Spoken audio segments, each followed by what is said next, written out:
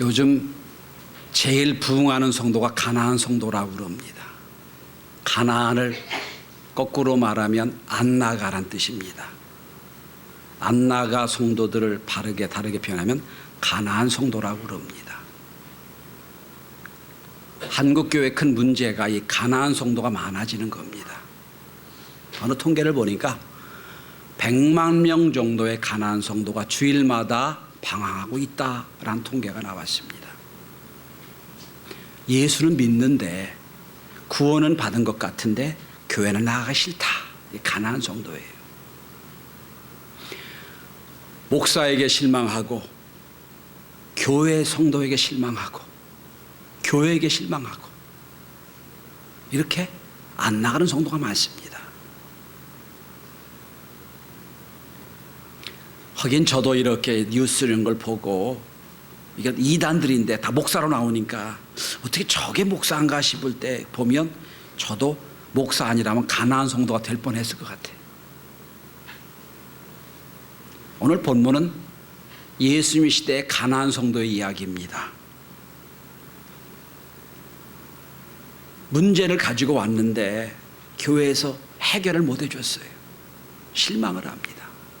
그리고 돌아가려고 하는 상황이 오늘 본문의 상황이에요. 이 사람 문제가 있습니다. 귀신 들린 아들이 있어요. 그 귀신 들리면 말 못하고 못 듣는 귀신인데 불에도 던지고 물에도 던지고 막 계급품 올리고 막 죽으려고 그럽니다.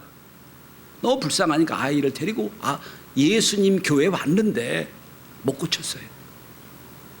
실망을 하고 돌아가려고 하는 중입니다. 그런데 오늘 예수님 만나고 문제가 해결되고 하나님의 자녀가 되는 놀라운 은혜를 받았습니다. 오늘 상황은 이런 겁니다. 바로 앞에 보시면 9장 1절부터 보면 예수님은 베드로와 요한과 야고보를 데리고 변화산 위에 올라가서 변화되십니다. 너무나 황홀한 은혜를 받아요.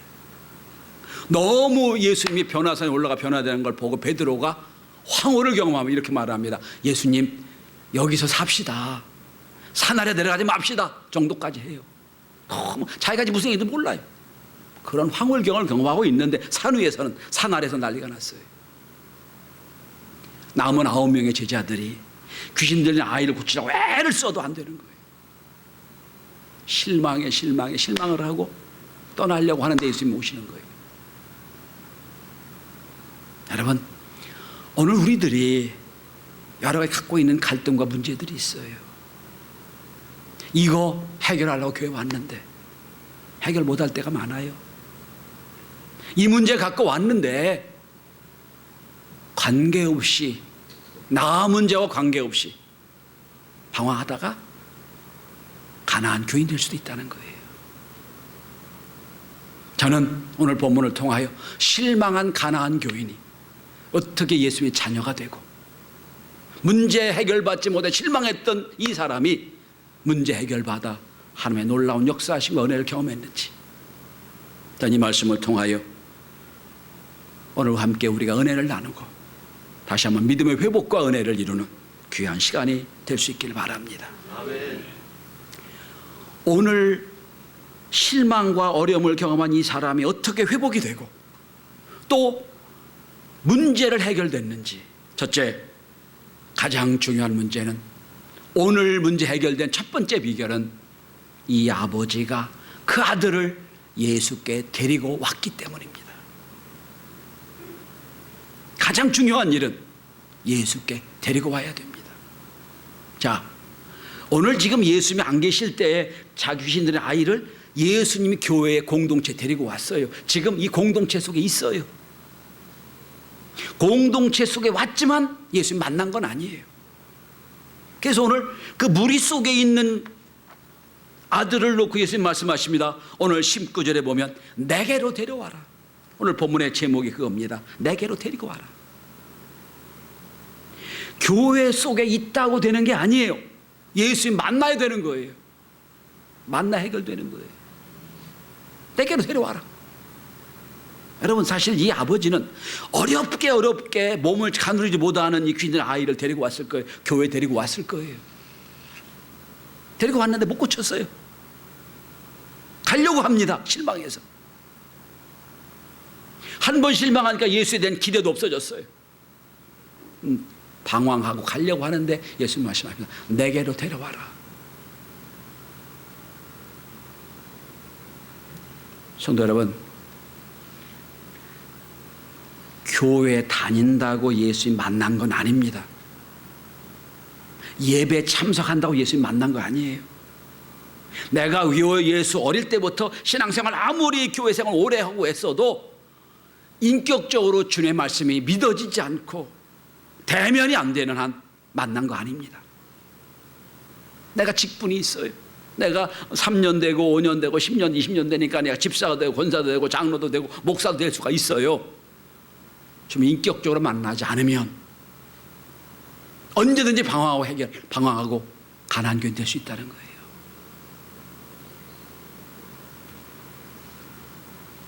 가장 중요한 건 오늘 이 아버지는 이 자기 문제 있는 아들을 예수께 데리고 온 겁니다. 주의 말씀을 듣게 한 겁니다. 여기서 해결되는 겁니다. 어떤 분들은 주일날 예배드리면서 SNS와 예배드리는 분들 많아요. 어떤 분들은 페이스북과 예배를 드려요. 예배가 아니에요. 그거. 몸은 왔지만 생각이 다른 데 있고 집중하지 않으면 예배가 아니에요. 어릴 때부터 교회 나온 우리 자녀들을 보면 계속 습관적으로 교회 나오긴 합니다. 무리 속에만 있어요. 오늘 마치 귀신 들린 아이가 무리 속에 있는 것처럼, 그러나 문제 해결되지 않은 것처럼 무리 속에만 있어요. 그러나 만나지 않으면 해결되지 않는 거예요. 이사야는 이렇게 발로는 성전에 와서 있지만 생각은 다르고 엉뚱하게 행동하는 제자를 향해 말씀합니다. 너희는 성전 문지방 뜰만 밟을 뿐이다. 자, 우리 성도들이 주일마다 기도 시간마다 하나님 만나게 되는 축복과 은혜가 있길 바랍니다. 오늘 예수님은 이 귀신 들린 아이를 직접 만납니다. 만나고 말씀하세요. 그럴 때 역사가 일어나는 거예요. 우리가 성경 공부하고 우리가 찬양하고 우리가 기도하고 기도에 모이고 많은 행동하는 이런 것들이 다 뭡니까? 예수 만나는 방법이에요. 여러분, 겸손하게 예배 시간마다, 기도의 시간마다, 찬양 시간마다 주님 나를 만나 주십시오 고백할 수 있는, 그리고 마음을 열고 주님 만나는 은혜가 있길 바랍니다. 단 한 번이 있을지라도 그 예배가, 예수 만나는 이 예배가 여러분 인생을 바꿔놓습니다. 그래서 오늘 예수님 말씀에 내게로 데려와라. 자, 두 번째입니다. 문제 어떻게 해결합니까? 가난한 교인이 되려고 했던 사람이 어떻게 회복이 됩니까? 두 번째는 영적인 장애를 극복했습니다. 자, 예수님 말씀을 듣고 이 아이를 데리고 옵니다. 예수께 데리고 옵니다. 데리고 오려고 하는데 더 난리가 났어요. 더 귀신이 역사합니다. 막 뒤집어지고 개거품 흘리고 막 죽은 척 됩니다. 물리학에서는 여러분 작용과 반작용 이름이 있습니다. 한쪽으로 끌고 가면 한쪽으로는 반대의 힘이 있어요. 성도 여러분 보세요. 지금 이 시간 귀신이 제어하고 있는 저 귀신 들린 아이가 예수 앞에 나오게 해서 예수를 만나는 시간은 귀신이 영향을 미치지 못하는 시간이거든요. 지금까지 자기가 자기 자녀를 끌고 있는 귀신이 쉽게 예수 만나게 하겠어요, 여러분? 만나지 못하게 합니다. 직접적으로 만나지 못하게 해요. 그래서 귀신도 난리가 났어요. 특별히 여러분 본문에 보시면 지금 26절에 보면 귀신이 막 경기를 일으키고 죽은 것 같이 만들어놨어요. 점점 어려워지는 거예요. 예수님 만나려고 하니까. 이거 우리 많이 경험한 거 아닙니까? 어떻게 열심히 전도해서 어떻게 참 사랑해서 그 주일날 한 영혼이 나오기로 했어요. 전화 연락을 합니다. 목사님 기도해 주세요. 속장님이 기쁘게 막 합니다. 근데 웬일인지 그 새벽에 꼭 아이가 응급실 갑니다. 아니 한 번도 그런 일이 없는 시어머니가 그날따라 온다고 연락이 와요. 영적인 문제예요, 여러분. 한 영혼이 주 앞에 인도하고 주님 앞에 대면하려고 할 때 마귀 사탄이 그래 잘 데리고 가라, 하나님 자리 만들어라 하진 않아요. 어떻게든지 막으려고 하는. 그런데 오늘 이 아버지는 그 영적인 장애를 극복합니다. 그리고 데리고 오는 거예요. 베드로는 이 영적인 상황이 이렇게 표현합니다. 근신하라, 깨어라. 너희 대적 마귀가 오는 사자와 같이 두루 삼킬 자를 찾나니 그랬어요. 아주 리얼한 묘사입니다. 굶은 사자가 먹이가 없느냐고 돌아다닌단 말이에요. 오늘도 이 시간 예배 드리는 시간이지만 우리가 하나님께 말씀에 집중하고 은혜에 집중하지 않으면 별의별 생각이 다 들어요. 영적으로 사자한테 먹힐 수가 있는 거예요.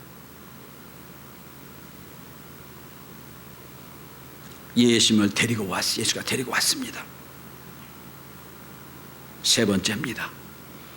문제 해결받고 은혜 받는 세 번째 비결은 불쌍히 여겨달라고 기도해야 됩니다. 자, 데리고 왔어요. 데리고 오기 전에 이 말씀하십니다. 예수님 제자들에게 내 아이를 고쳐달라고 했지만 못 고쳤습니다. 실망한 거예요. 지금 믿음이 없어졌어요. 한마디 더 합니다. 그런데 예수님 하실 수 있거든 내 아이를 고쳐주십시오. 믿음이 싹 없어진 거예요. 지금 당신 제자들 보니까 9명 매달려 난리 법석을 폈는데 못 고쳤는데 예수님 당신이랑 할 수 있겠어? 한번 해보시오. 할 수 있으면 고쳐주십시오. 믿음 없는 거 고백하는 거예요. 그때 주님 말씀하십니다. 여러분 22절입니다. 주목해서 보시기 바랍니다. 22절. 그러나 무엇을 하실 수 있거든 우리를 불쌍히 여기사 도와주옵소서. 우리를 불쌍히 여기사 도와주십시오. 여러분 예수님의 이적과 능력을 행하시기 직전에 늘 나오는 후렴구 같은 단어가 하나 있어요. 그 단어가 이 단어입니다. 불쌍히 여기사, 긍휼히 여기사. 꼭 나와요. 오병이의 기적을 일으켰던 빈들에서도 주님 쫄쫄 하루 종일 굶는 사람을 보시 말씀하십니다. 불쌍히 여기사. 중풍병 걸려서 어려움을 당하고 있는 이를 보시고 말씀하십니다. 불쌍히 여기사. 늘 앞에 나온 단어가 그거예요. 불쌍히 여기사 고쳐주시고, 불쌍히 여기사 해결해 주시고, 불쌍히 여기사 만들어 주시고. 오늘 이 아버지의 마지막 외침이 이거예요. 불쌍히 여겨 주십시오. 헬라어로 스프링크조마이라는 단어인데 이 말의 뜻은 창자가 뒤틀리는 아픔이라는 뜻입니다. 당신의 내장이 막 뒤틀리는 아픔이 있듯이 내 아이를 그렇게 도와주십시오 하는 거예요.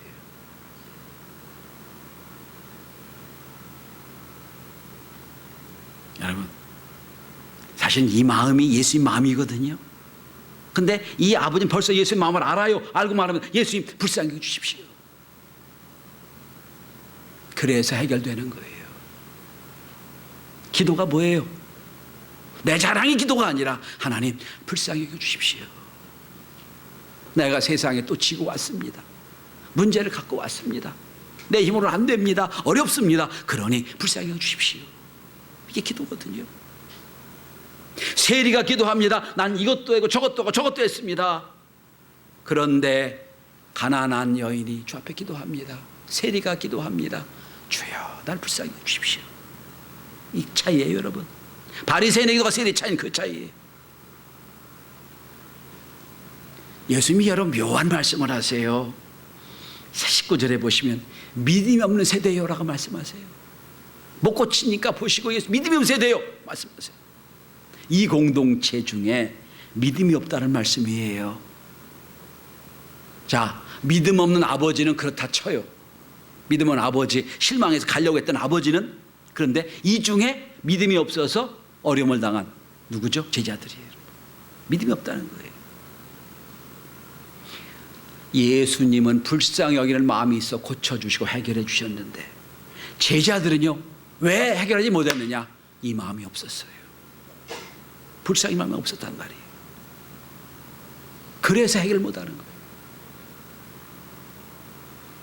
자, 여러분, 이 귀신 들린 아이를 고치지 못한 제자들을 가만히 한번 분석해 보십시다.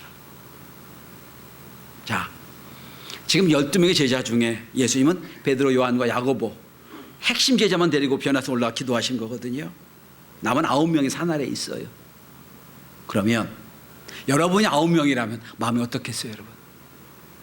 예수님 날마다 베드로, 요한, 야고보만 데리고 일하시네. 이들만 사랑하시네. 속이 좀 불편했을 거예요. 그런 중에 귀신들의 아이가 온 거예요. 이때다. 야, 우리가 우리의 능력을 보일 수 있는 바로 이때다. 절호의 기회다. 그러고 아마 불쌍한 마음 없이 막 기도했을 거예요. 우리가 할 수 있는 거 보여주자. 그래서 더 이상 우리도 나머지 제자가 아니라 핵심 제자가 되자 하고 막 난리 폈을 거예요. 안 되는 거예요. 여러분, 성경을 한 절만, 주일 대예배지만 한번 성경을 펴보십시다. 에베소서 4장 32절입니다. 신약성경 315쪽입니다. 이 상황을 나중에 사도 바울은 에베소 교회에게 이렇게 간절히 권면합니다. 에베소서 4장 32절입니다. 그리고 우리 다 같이 앞으로 우리가 우리 앞에 있는 여러 가지 문제와 어려움이 있다면 어떻게 해결되는지 오늘 본문을 통하여 이 에베소서 말씀을 통하여 함께 도전받을 수 있기를 바랍니다. 에베소서 4장 32절입니다. 다 함께 같이 읽습니다. 시작. 서로 친절하게 하며 불쌍히 여기며 서로 용서하기를 하나님이 그리스도 안에서 너희를 용서함 같이 하라. 여기 서로가 서로 친절하게 하고 서로 불쌍히 여기, 서로가 빠졌어요. 원어야. 서로 어떻게 하라고요? 불쌍히 여기라고요. 서로 불쌍히 여기며 기도하라고요. 하나님, 우리 집사님 갖고 있는 문제, 저 성도가 갖고 있는 문제 내 힘으로 안 됩니다. 불쌍히 여겨 주십시오. 이게 중보기도예요. 불쌍히는 마음이 역사가 있을 때 역사가 일어나는 거예요. 서로 옆에 있는 성도를 보며 불쌍히 여겨 우리 교회는 불쌍히 여기는 공동체가 되어서 날마다 은혜가 충만케 될 수 있길 바랍니다. 오늘 이 아버지는 말합니다. 주님, 불쌍히 여겨 주십시오. 주님, 불쌍히 마음을 갖고 이 아이를 치료하고 고치는 거예요. 주님, 능력을 보여주려고 고치는 게 아니라 불쌍히 마음을 고쳐주셨다는 거예요. 그리고 네 번째입니다. 기도로 날마다 은혜를 체험해야 됩니다. 여러분, 이날 더러운 귀신 들려 말 못하고 못 듣는 귀신 들려 어려운 이 아이를 고치고 난 이 놀라운 현장에, 축복과 은혜의 현장에 가장 민망한 성담이 있었을 겁니다. 민망하고 부끄러운 사람들 누구죠? 9명의 제자들. 부끄러웠을 거예요. 다 회중에 들어갔습니다. 그리고 조용히 밤이 됐어요. 주님 앞에 봅니다. 예수님, 왜 우리 못 고쳤어요? 물어요. 이거 본문이잖아요. 주님, 우리도 기도했는데, 우리도 주님처럼 능력을 받았는데 왜 우리 못 고쳤지요? 묻는 거예요. 자, 이 상황을 이해하기 위해서는 앞으로 가야 됩니다. 누가복음 6장에 보면, 마가복음 6장에 보면 예수님은 둘씩 제자들을 세상에 파송하십니다. 파송하면서 능력을 주셨습니다. 귀신을 쫓는 권세도 주셨어요. 그래서 이들이 밖에 나가서 이제 둘씩 나가서 복음 전합니다. 복음 전하고 선교 복음을 하는데 이런 복음을 합니다. 예수님, 우리가 기도했더니 귀신이 쫓았습니다. 예수님 말씀하십니다. 그래, 나도 봤다. 귀신 하늘에 떨어지는 걸 내가 봤다. 이들이 예전에 귀신 들린 사람을 고친 경험이 있거든요. 이번도 그럴 줄 알았어요. 이번도 그때처럼 은혜 주셨으니까, 그때처럼 능력 주셨으니까 이번도 이 귀신들 정도야. 그리고 9명이 달려들 기도했던 거예요. 그런데 못 고쳤어요. 왜 그렇죠? 옛날에 은혜 받고 옛날에 능력 받은 경험 갖고 지금이 똑같이 줄 줄 알았는데 착각한 거예요. 아니에요. 자, 근데 여러분, 세상에서 기도하지 않아도 될 유일한 분이 예수 그리스도입니다. 그죠? 예수님 하나님 자신이잖아요. 예수님은 지금도 제자를 데리고 산 위에 올라가 기도하라고 가세요. 예수님은 기도하고 있는데 제자들은 그럼 산 아래서 뭐 해야 돼요? 똑같이 기도해야죠. 주님이 스승이 기도하라고 하셨는데 제자들은 지금 기도 안 하고 있다는 거예요. 예전에 능력 받았으니까 지금도 되겠지. 아니요. 안 되는 겁니다. 할 수가 없어요. 많은 성도들이 실망하고 교회를 떠난 이유 중에 하나가 예전에 은혜 받았는데, 예전에 능력 받았는데 이것 버리지 못하고 실망하고 갑니다. 전 그래서 여러분 리얼한 단어로 표현하면 은혜는 생물과 같아요. 이해가 되시나요? 은혜는 생물이에요. 아무리 좋은 고기 생선도요 이틀만 지나보세요 못 먹어요. 은혜는 생물이에요. 늘 지금 은혜가 있어야 돼요. 예전에 주님이 능력 주셔가지고 병도 고쳤단 말이에요. 귀신도 내쫓았어요. 근데 지금 기도할 시간에 기도하지 않고 으쓱대다가 부끄러움을 당하는 거예요. 또 한 가지, 3명의 제자를 데리고 편에서 올라갔다면 예수님이, 그러면 이 9명의 제자들이 마음속이 별로 안 좋았을 거예요. 자기 능력을 과시하려고 하다가, 기도 없이 능력을 과시하려고 하다가 실패하는 거예요.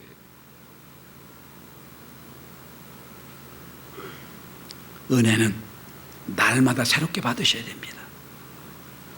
매일마다 은혜가 새로워져야 돼요.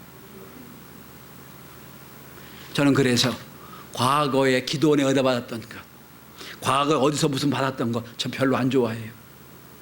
지금은 물어요. 저는 지금은 얘는 은혜 받았습니까? 그 은혜 받은 경험이 지금 은혜가 더 있을 땐 그 과거의 은혜가 좋은 거예요. 근데 과거의 은혜 너무 좋아, 지금은 형편없어, 그럼 별로예요. 은혜는 날마다 새로워져야 됩니다. 오늘 이 단에 잊지 말고 가십시오. 따라합시다. 은혜는 생물이다. 이해가 되셨죠? 날마다 은혜가 새로워져야 돼요. 자, 똑같은 본문을 성경에 기록한 데를 한번 마지막으로 성경을 찾아보고 마치겠습니다. 마태복음 17장 21절을 찾아보십시오. 그리고 함께 읽어보겠습니다. 마태복음 17장 21절 뭐라고 써 있는지 찾으셨습니까? 똑같은 본문을 기사를 기록하고 있습니다. 뭐라고 썼습니까? 읽기 시작. 없음. 없음이죠. 없음이에요. 똑같은 사건이에요. 마지막 결론입니다. 그런데 없음 앞에 관주가 달렸어요. 1이라고 써 있지요. 1. 그 1 아래를 내려가 보세요. 뭐라고 써 있는지.